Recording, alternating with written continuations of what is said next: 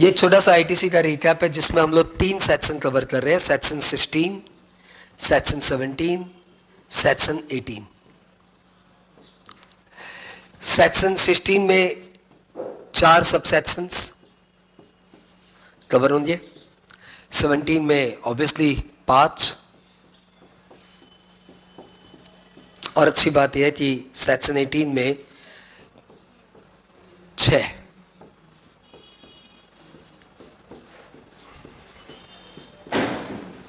Okay, और इधर ए B C D 4 है। ठीक है, मुझे लगता है hardly we will take 15 minutes to cover everything. Section 16(1) provides that if a registered person can claim ITC for all input service and capital goods which are used for furtherance of business. Every registered person, यहाँ पे storm communication का case ध्यान रखना कि जिस state में आप registered हो उस स्टेट के बिल का आप आईटीसी ले सकते हो। दूसरे स्टेट से आईजीएसटी लग के बिल आया है तो आप आईटीसी ले सकते हो, लेकिन दूसरे स्टेट का बिल आया है जिसपे दूसरे स्टेट का सीजीएसटी और दूसरे स्टेट का एसजीएसटी लगा हुआ है तो उसके लिए आप अनरजिस्टर्ड की तरह ट्रीट होंगे और आपको आईटीसी नहीं मिलेगा। हम लोग आते हैं सेक्शन 16(2) में, जिसमें कंडीशंस फॉर क्लेमिंग आईटीसी दिया हुआ है। उसमें पहली कंडीशन है there must be invoice, supplementary invoice, debit note etcetera. यानी यदि आपके पास इनवॉइस, डेबिट नोट या बिल ऑफ एंट्री जैसा कोई डॉक्यूमेंट है तो उस डॉक्यूमेंट के बेसिस पे आप आईटीसी ले सकते हो। इन केस आपका इनवॉइस लॉस्ट हो गया तो आप डुप्लीकेट इनवॉइस के बेसिस पे आईटीसी ले सकते हो, लेकिन आप जेरॉक्स कॉपी के बेसिस पे आईटीसी नहीं ले सकते। दूसरी कंडीशन है कि सप्लाई मस्ट बी रिसीव्ड, तो आपके पास जो आपने परचेज किया है उसकी सप्लाई आ जानी चाहिए। आपने परचेज कर लिया, अभी आपके पास इनवॉइस आ गया लेकिन सप्लाई नहीं आई तो उसका आप आईटीसी नहीं ले सकते। यानी आप किसी सर्विस के लिए एडवांस पेमेंट कर दिए, आपने पेमेंट कर दिया, सामने वाले ने इनवॉइस रेज कर दिया, लेकिन अभी आप आईटीसी नहीं ले सकते जब तक आपको वो सर्विस नहीं मिल जाती। गुड्स के केस में गुड्स इंस्टॉलमेंट्स में आ रहा है तो आप आईटीसी तब तक नहीं ले सकते जब तक आपके पास लास्ट इंस्टॉलमेंट नहीं आ जाता। और यदि bill to ship to model है, यानी गुड्स आप परचेज कर रहे हो लेकिन डिलीवरी आप अपने कस्टमर के यहाँ दिलवा रहे हो या जॉब वर्कर के यहाँ दिलवा रहे हो, तो आप आईटीसी ले सकते हो, because the goods receive by third party deemed to be receive by the recipient. तीसरी condition, return must be filed. आपने अपना रिटर्न नहीं भरा तो आपको आईटीसी नहीं मिलेगा। सामने वाले ने रिटर्न नहीं भरा तो आपके जीएसटीआर 2A में नहीं आएगा, जीएसटीआर 2A 2B में नहीं आया तो आपको आईटीसी ऐसे भी नहीं मिलना।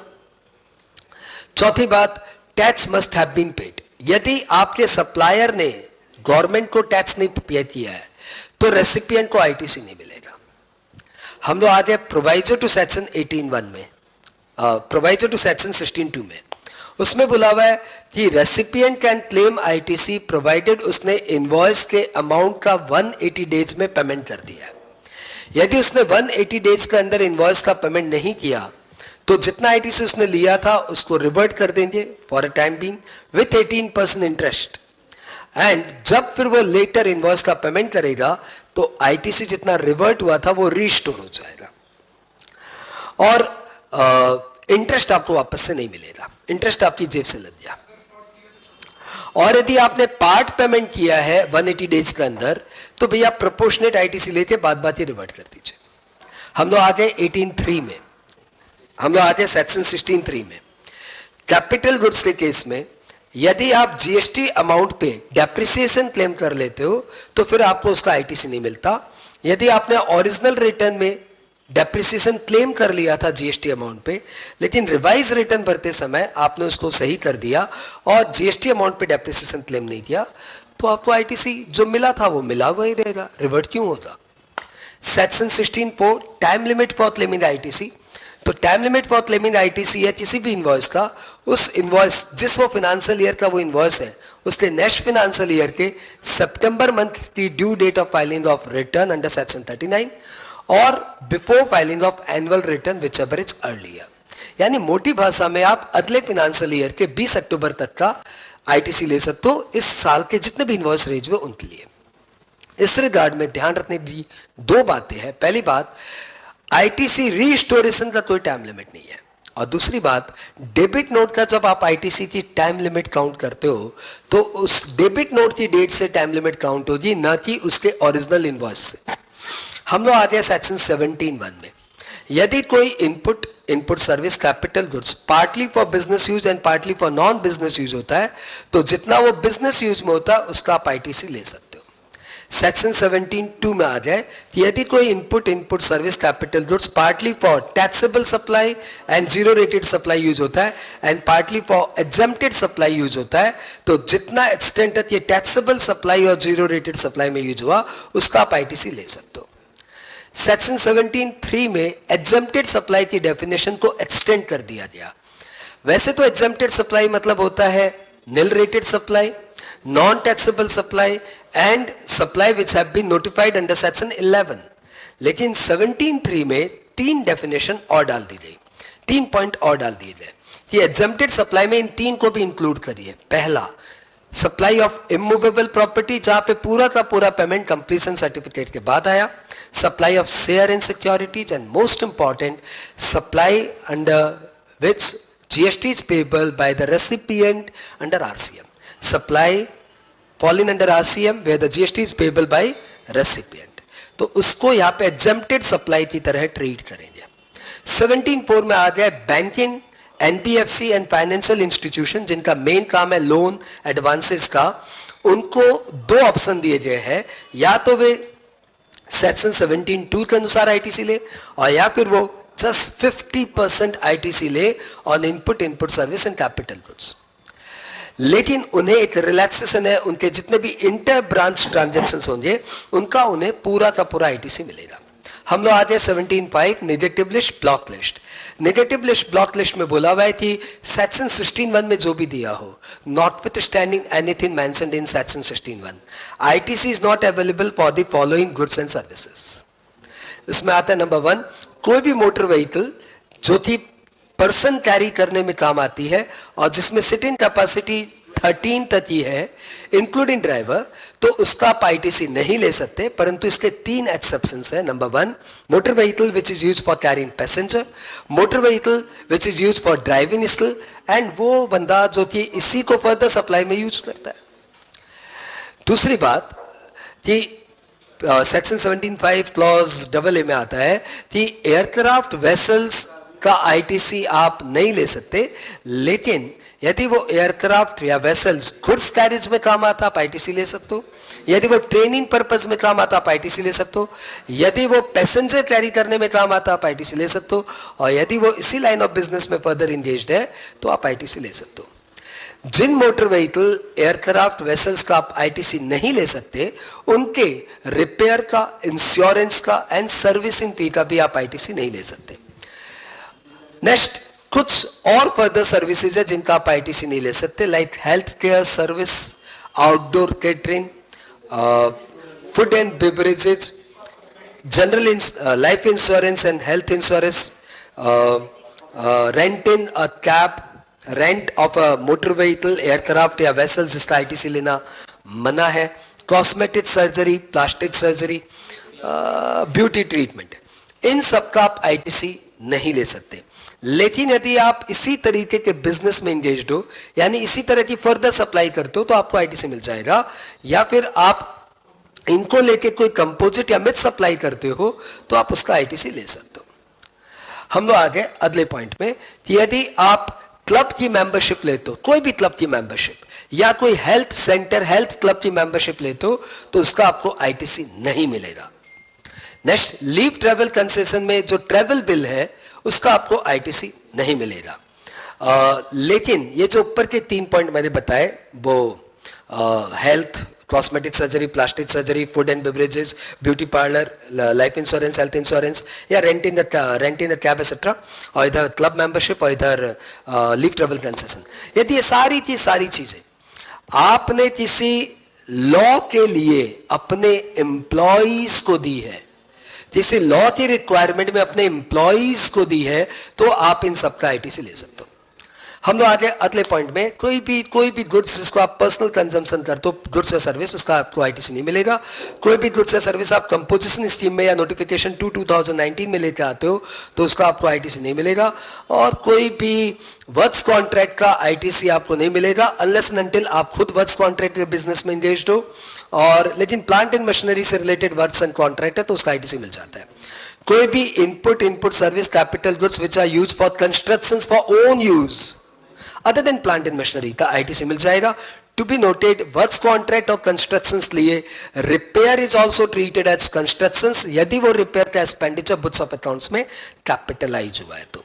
कोई गुड्स यदि लॉस्ट हो जाए, स्टोलन हो जाए, डिस्ट्रॉयड हो जाए, राइट ऑफ आप कर दो तो उसका आप आईटीसी नहीं ले सकते। कोई गुड्स यदि आप गिफ्ट या सैंपल के रूप में डिस्पोज ऑफ कर दो तो उसका आप आईटीसी नहीं ले सकते।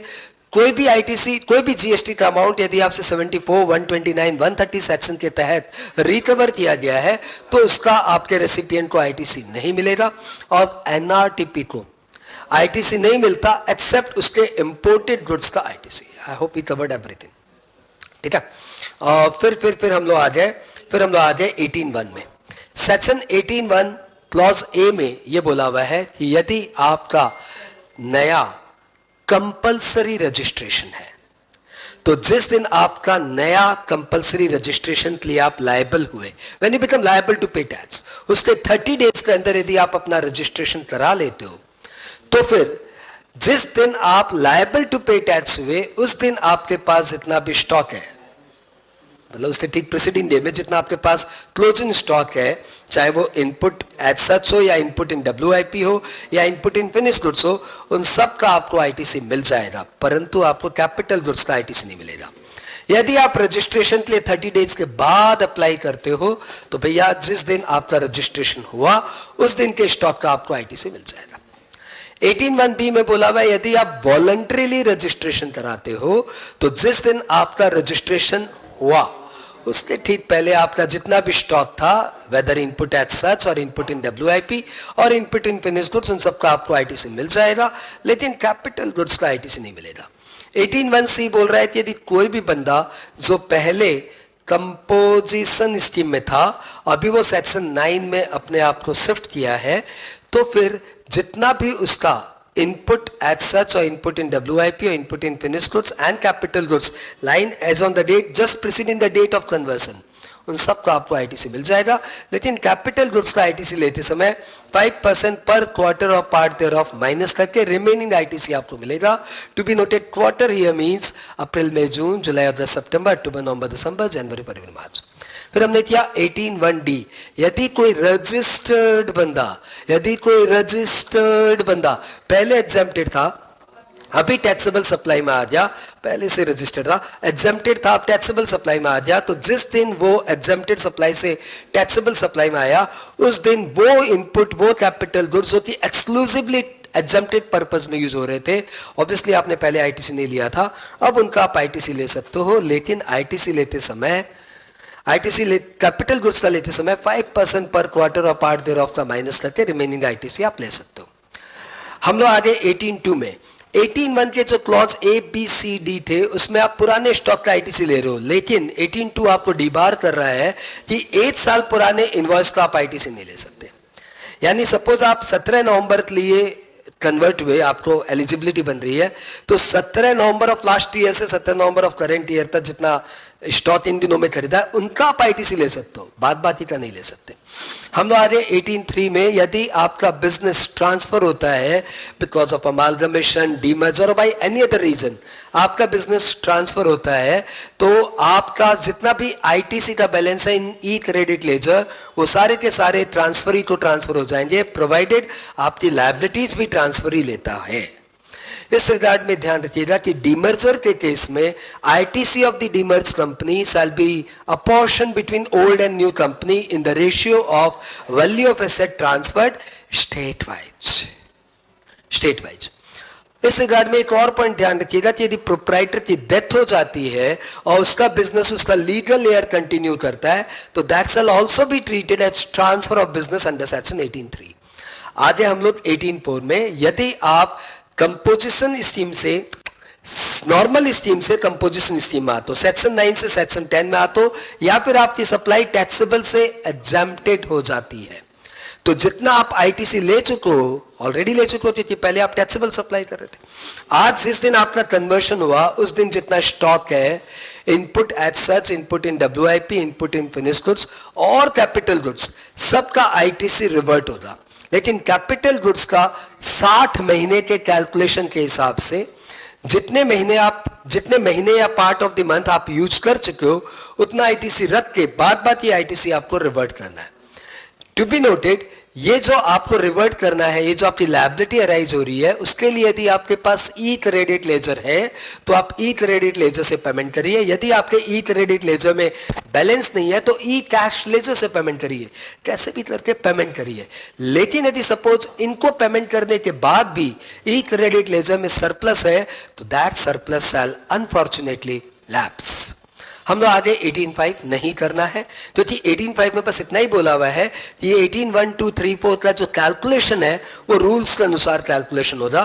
तो हमने जो भी किया वो सब रूल्स के अनुसार ही किया। That means literally 18.5 we have done.